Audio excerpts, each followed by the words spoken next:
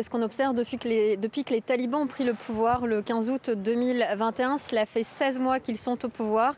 Et jour après jour, de nouvelles lois restrictives concernant les femmes sont émises, et notamment dans le secteur de l'éducation. Vous le disiez, les filles âgées de plus de 9 ans n'ont pas le droit de poursuivre leur éducation. Les collèges, les lycées sont fermés aux jeunes filles. Cela fait 459 jours aujourd'hui que les collégiennes et les lycéennes n'ont pas le droit de poursuivre leur éducation en Afghanistan. Et puis il y a eu hier soir cette nouvelle loi concernant l'interdiction pour les femmes d'aller à l'université, une loi qui n'étonne personne en Afghanistan. Tout le monde s'attendait finalement à ce que cette ligne dure se poursuive de la part de ce régime taliban, même si elle est incomprise par toutes ces femmes qui ont vu leurs droits se restreindre jour après jour. Vous le disiez, elles n'ont pas le droit d'aller dans les parcs publics. Cela a été décidé le mois dernier. Elles n'ont pas le droit d'aller dans les bains publics. Elles n'ont pas le droit d'aller dans les salles de sport.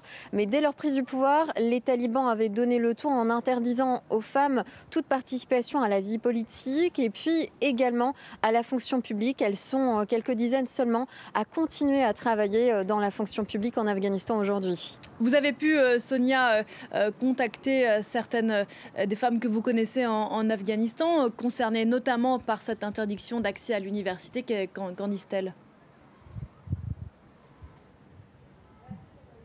Eh bien, c'est un coup de massue pour elle. On a pu effectivement s'entretenir avec plusieurs étudiantes. Une étudiante qui se trouve à Herat et qui étudie le management en entreprise et qui nous a confié s'être effondrée en pleurs à cette annonce hier soir. Elle n'avait cependant aucun espoir que cela n'arrive pas. Elle nous disait qu'elle s'attendait à ce que cette décision soit prise à un moment ou à un autre. Et puis, on s'est entretenu avec une étudiante en journalisme à l'université de Kaboul, effondrée elle aussi, et qui nous demandait comment vivre en tant que femme en Afghanistan sans aucune perspective d'avenir. Et pourtant, elle a décidé de ne pas baisser les bras. Elle nous a affirmé qu'elle continuera d'étudier à la maison. Et puis, on pense aussi à cette réaction de Shahrzad Akbar, qui est l'ancienne chef de la commission indépendante des droits de l'homme en Afghanistan, qui est en exil depuis la prise du pouvoir par les talibans et qui écrit sur Twitter: sous le régime taliban, l'Afghanistan est devenu une tombe pour les espoirs et les rêves des Afghanes. Et c'est ce que ressentent évidemment